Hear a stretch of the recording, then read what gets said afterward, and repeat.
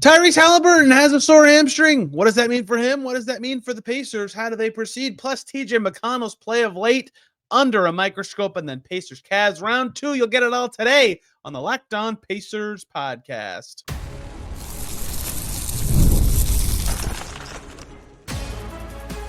You are Locked On Pacers, your daily Indiana Pacers podcast, part of the Locked On Podcast Network, your team every day. What up, y'all? Happy Tuesday, and welcome into another edition of the Locked On Pacers podcast, where we, of course, talk about the Indiana Pacers. As always, my name's Tony East. I cover the team for Forbes, and today, much to get into, largely looking at the point guard position, Tyrese Haliburton, the latest on his hamstring injury, TJ McConnell, and his play of late, something I keep bringing up. Doesn't feel like TJ McConnell's playing as well. Let's really dive into that, see what it means. Is it something that is fixable by a choice, or is it just, hey, ball going basket more often? And the Pacers play the Cavs again tonight, a chance to have 2 straight statement wins. Is that actually possible? We talked to Danny Cunningham again. I already did it, so I'll throw it in at the end. But we have to start with the biggest thing going on in Pacerland right now. It's Tyrese Haliburton. It's his hamstrings. It's been the biggest story for the Pacers generally for like a year now. As I said yesterday, he left Pacers Cavs at halftime after playing the last 8 minutes and 23 seconds of the first half of that game. Never saw any laboring, couldn't really tell that he was in pain.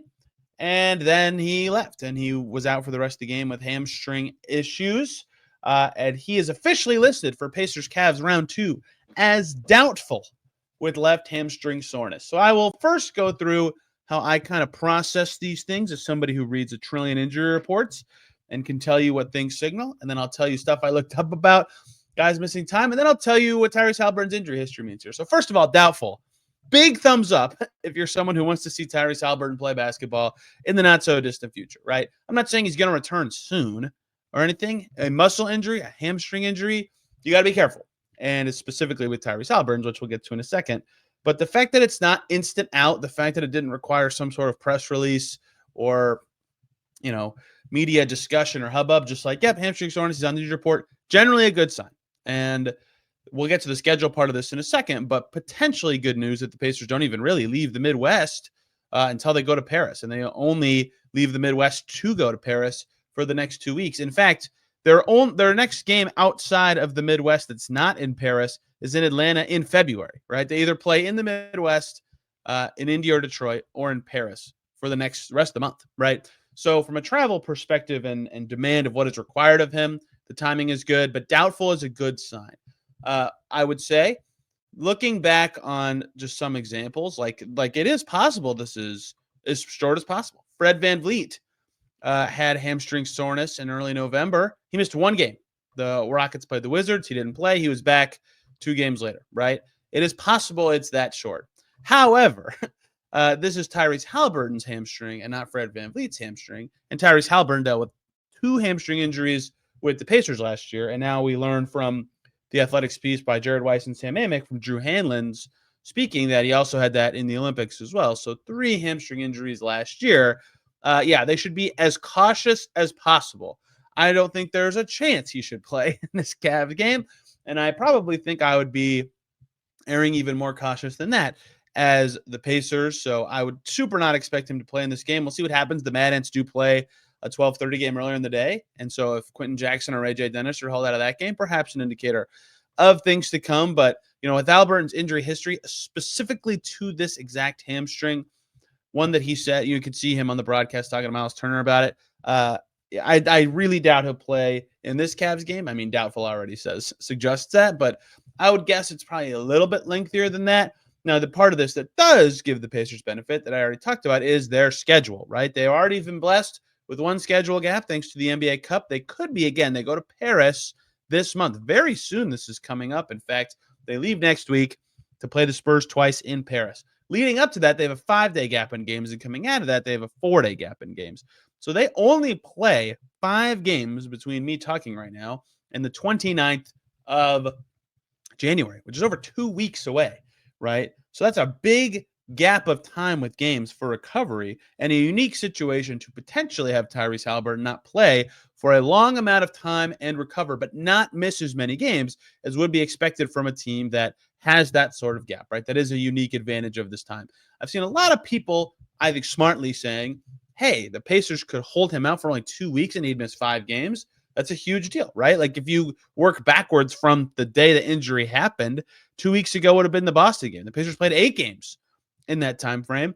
And they had right before that a back-to-back. They played 10 games in, I can't do quick math, but whatever that would be, 3 days more than 2 weeks, 17 days. This time they play 5 games in 15 days, right? Half as many games in only 2 fewer days. That's a huge advantage. A lot of people, again, have said hold him out through Paris. And I, without any sort of, again, complete guess, with no sort of doctor analysis of hamstring soreness and what that means for someone who's had a strain and other injuries in it and within the last calendar year, what I would say is it's possible I think people are thinking about Paris wrong in that, yes, it's good that they could, in theory, hold him out for that long and have him only miss 5 games. It's also possible that, like, let's just pretend he's doubtful now, and with a couple more days off, he'd be good to go by Detroit, right? It's also possible they could hold him out for 3 games and have him rest for 11 days, and then he plays in Paris. And that still seems like a very low ratio of games and days to get someone back on track. So there's 2 ways to think about that. I think some people are attacking it from the long-term way, which is probably what the Pacers should do. They've actually given themselves enough cushion to consider that with the 6-game win streak and winning 12 of their last 15, but they're still in that fight for that 4, 5, 6, 7, 8 range in the East, right? So every game matters. Cleveland's really good. Detroit and Philly are okay. Coming up this week, Detroit's pretty good.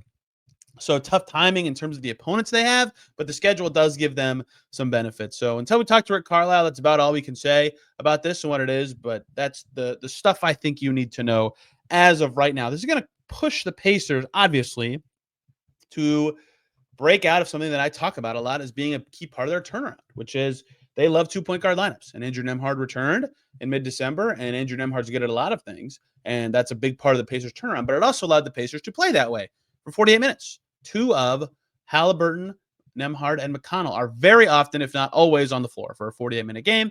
And this year, they have seen a lot of success with just Nembhard on the floor. 41 minutes, they're plus 12 in those minutes. Their top 3 lineups have all been terrific.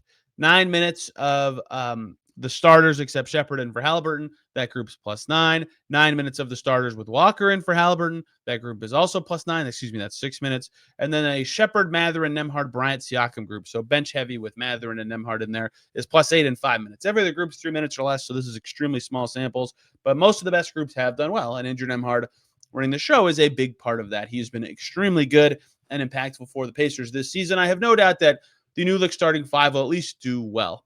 I think Ben Shepherd probably gets the nod, just given the Pacers' history of what they've done with Haliburton's out. But Jarris Walker's making a case, right? The way he closed in Cleveland, the way that Rick Carlisle has gushed about skilled size, and the way Ben Shepherd fits with that bench group. It wouldn't shock me if to get more shooting with the bench and to get the starters going, they start Jarris, but then there'd be very little shooting with the starters.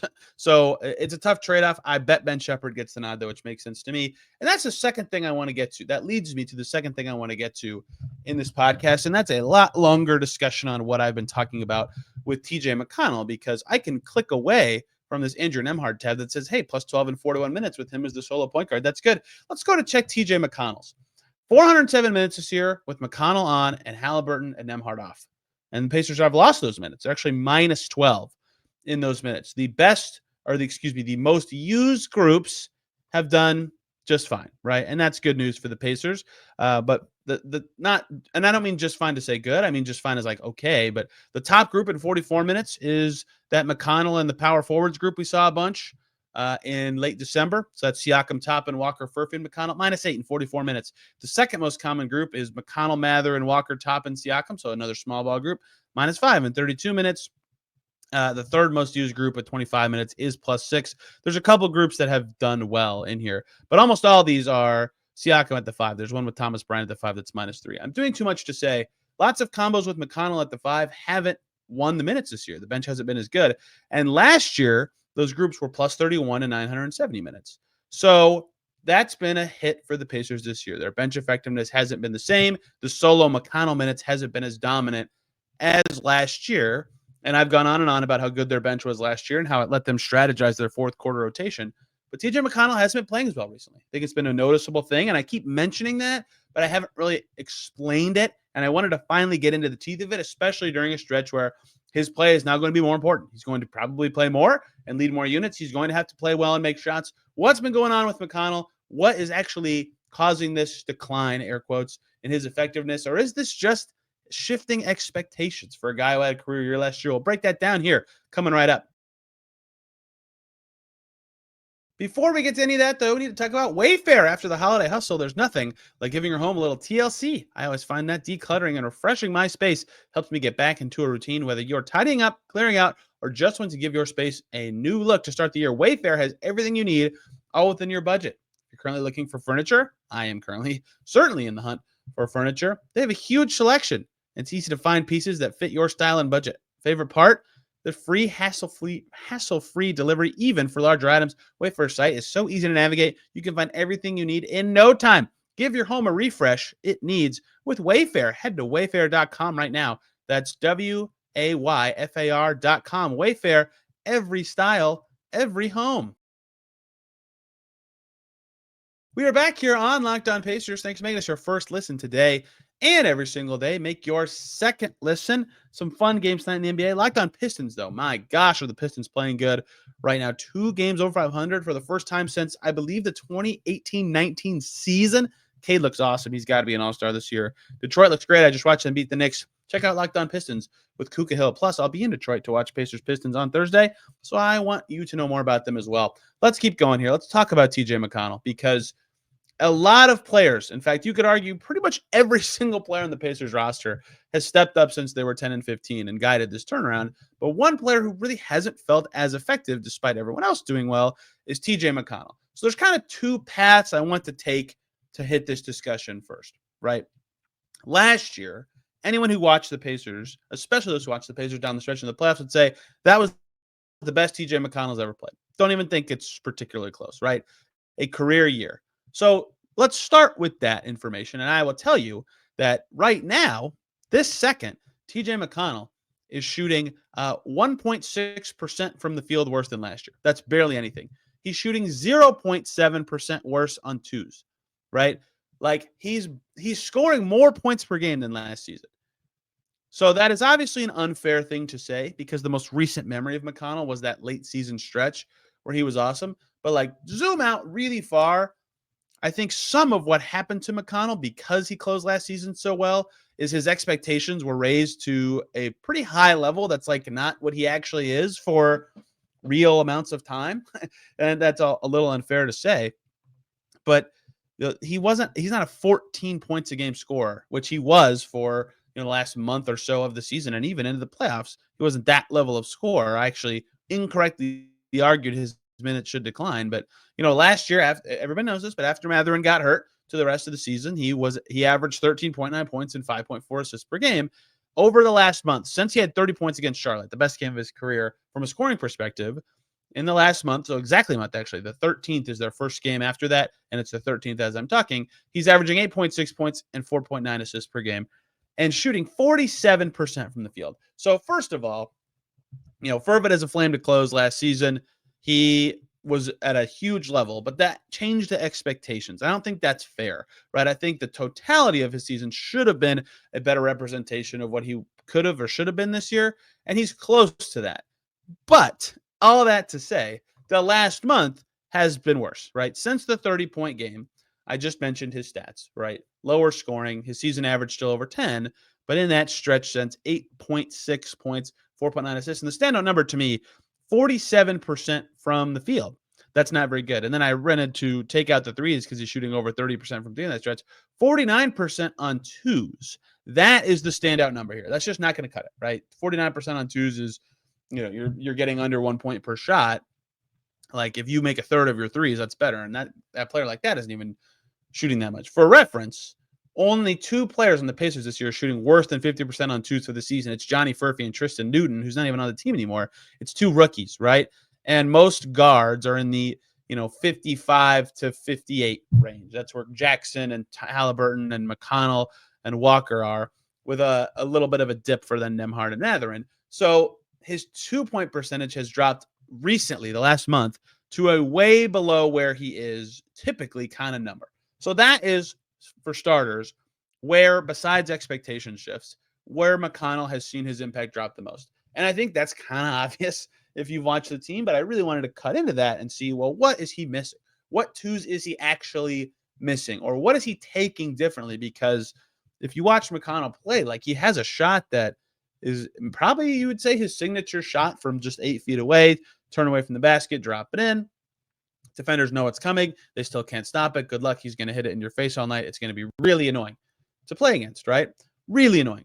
But this year, because that shot is so loud, it's so standouty, no one else in the league really takes that so much. When he's missing it a lot, it also stands out just as much because he takes a good amount. So let's cut the dates of the season from the start of the season through the Charlotte game as sample 1, and then sample 2 is the sample from after the Charlotte game to present day.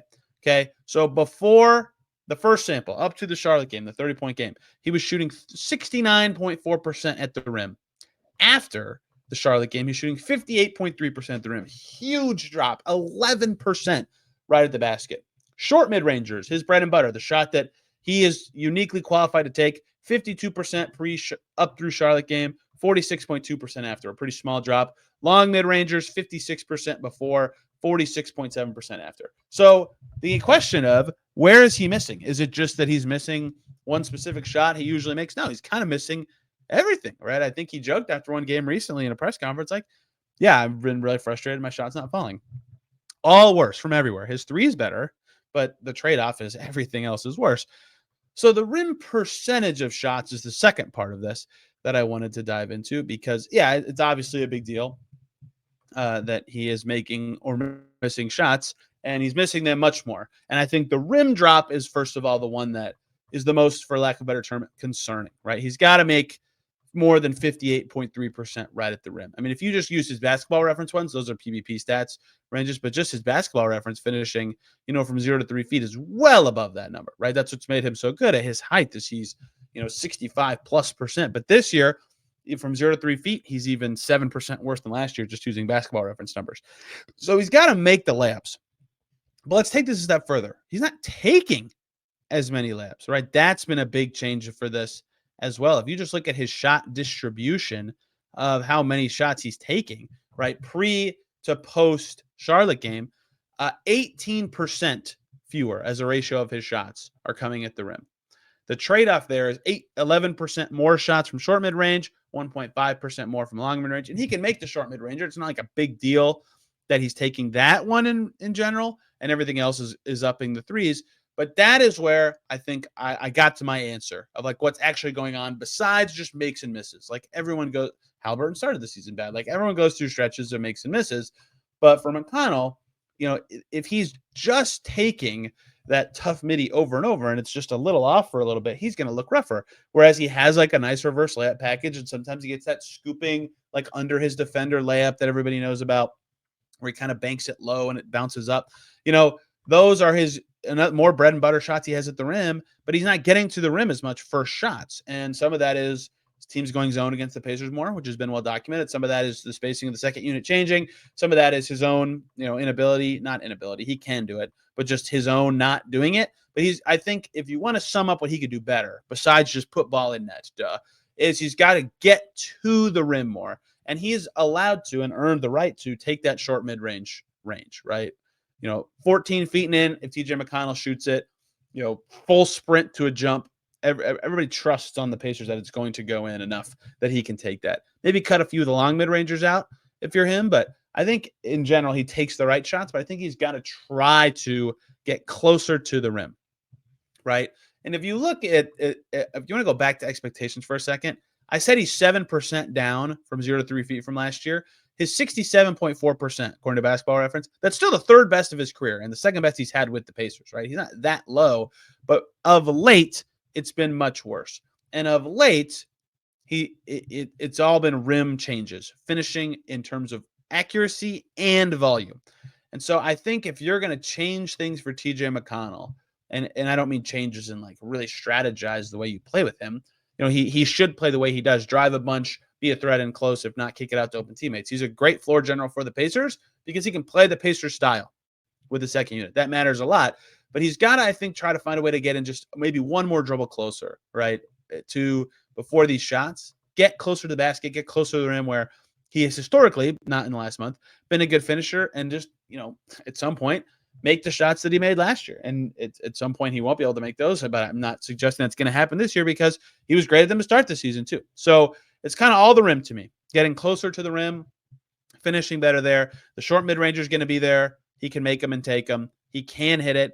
He hits that shot even over 50%, which is fine, right? 2's over 50% you live with is any offense, but he's got to get to the rim more. And he's got to finish there. That is what this exercise told me about TJ McConnell. Hope you learned something. Let's talk about the Cavs with Danny Cunningham. We chatted after Pacers Cavs round 1. This is already aired on Locked On Cavs. We're going to air it here now for round 2 before we get to any of that, though.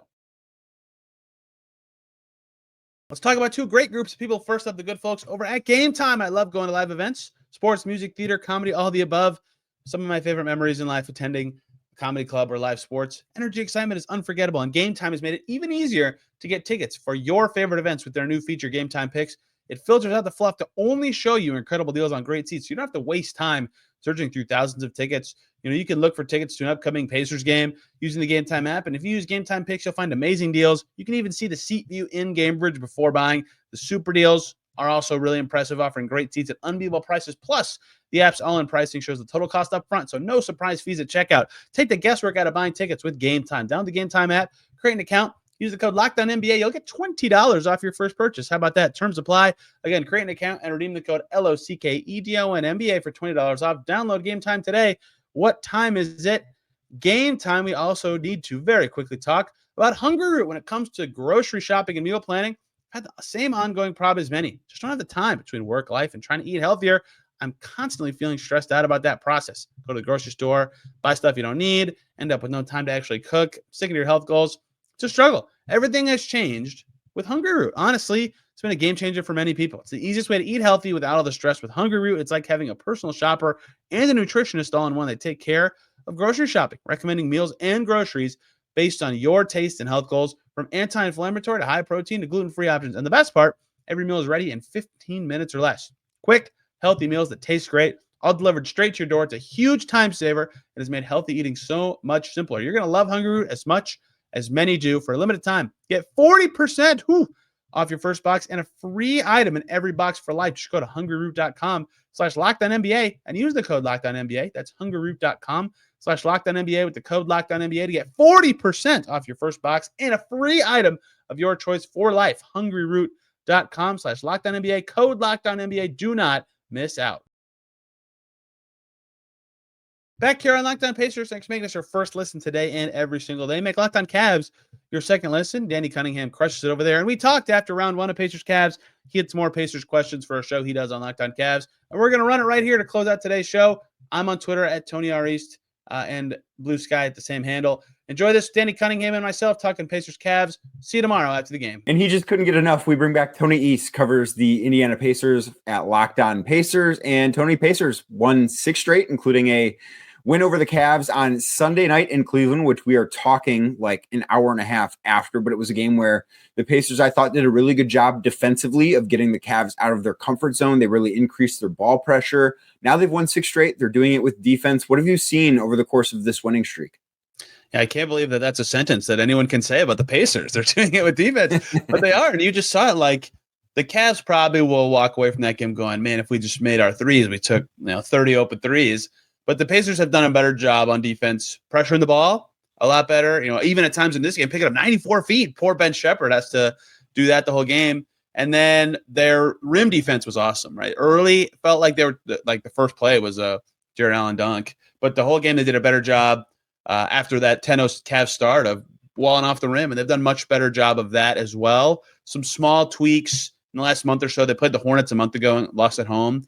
And it was definitely their lowest point of the season. And all these players have talked about how, like, since then they've had such a different focus and energy and even some tweaks systematically on defense. And it's really paying off. I mean, this is like embarrassing to say, but it's a big deal that they're not bottom 10 in defense anymore, right? And in the last month, it's been even better than that. And in the last 6 games, this winning streak, I think it's top 10, top 5-ish. Yeah, they're third in that stretch. And they haven't played like the greatest teams ever. but they caught the Cavs on a bad night, but they deserve credit for making those teams all have bad nights, right? So it is weird that this is what the Pacers are to win, but when their offense is a little worse, they need their defense to be better, and they found a way to do it. It's been very impressive. So how sustainable, and I'm not saying, top 3 for the rest of the year, or even maybe top 5 for the rest of the year, but how sustainable is the fact that they are a team that when you think about how their roster is constructed, when you think about what the Pacers were last year, you think of them as a team that's going to win with offense and, I think to a little bit of a lesser extent this year, pace.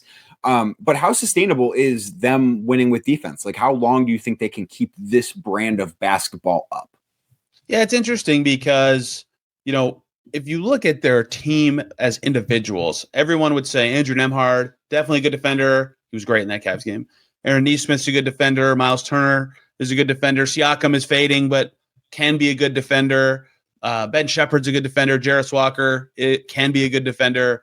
Ben Mathurin can be a good defender. I just named like half their rotation, even more than that, really, which is weird because last year they sucked on defense, and even early this year they were terrible. So it's kind of always been this case where it's like when you're playing really fast, you're going to concede some things defensively, sure. But like everybody rightfully thought that they should be a little bit better than they were last year. And I think they were 18th after the All-Star break and 22nd after the Siakam trade last season. So the hope for them, as they talked about in media day, was like, if we settle in at 20th and our offense is still amazing, great, we will be better than last year. And instead, their offense hasn't been amazing. But I use all those context points to say they think they can be in that 15 to 20 range. And right now they're playing way better than that and showing like at their best they can be even higher than that. So I don't know if it's obviously not sustainable. They'll be top 5 and maybe top 10's a stretch too, but somewhere in that, I'll make this up, a 12 to 18 range with the personnel that they have, especially when they're healthy. Yeah, I think that's totally possible for them to hit. And like you said, with pace for a team that is very good in the open floor, like that is their absolute bread and butter. No team in the NBA hardly is as good as them in transition, both in frequency and efficiency. Yeah, they should want to do that, right? So it's easier said than done. Every team would like to play in transition every possession if possible. But when they do it, they look great. And that's why I think this focus on defense and cutting down turnovers and getting rebounds has really transformed the Pacers season. So the other big thing to come out of Sunday night's game between the Cavs and the Pacers was Tyrese Haliburton didn't play in the second half. Yeah. Hamstring tightness, it was deemed by the Pacers. I know obviously he had issues with, I believe, that same hamstring last season that cost him a few games, and the Pacers had to play him in exactly 20 minutes in several other games so he could be eligible to make an All-NBA just team. Just a coincidence, I'm sure. Right, yeah, just a coincidence. But if he is on the shelf and we don't know the severity, like I said earlier, we are recording this at 10:15 Eastern time Sunday night. So it's only a couple of hours after the conclusion of Cavs and Pacers part 1 this week. But if he is on the shelf for even if it's a week or two, how can Indiana find enough offense with him not available? Yeah, that's tough because their best groups and what they like is 2 point guard lineups, as the Cavs just saw. They start Haliburton, Nembhard, and then they go to McConnell, Haliburton, and then occasionally you get Nembhard, McConnell, but very, very often they like to play 2 of them together, which is why I was actually pretty surprised how they played in the second half of that Cleveland game, because they did stick to 1 point guard groups pretty often. So what they tried to do is just let Nembhard run the first unit, let McConnell run the second unit. Every team thinks that they get killed by TJ McConnell more than other teams. I actually think the Cavs are probably in the top 5 McConnell killed teams. He leads a good bench group against those guys, and they needed the energy on Sunday. But Nembhard, I mean, he's so good now that they do get by just fine, right? They have enough ball handling between those two and Mathurin and even Jarris Walker to make, and of course Siakam, right? But he's not, you don't think of him as a distributor, but he can catch the ball and dribble it. So they have enough to run an offense and not look embarrassing and generate good enough shots. It all kind of depends on what level you get from Nembhard. He was awesome in the second half of that first Cavs game.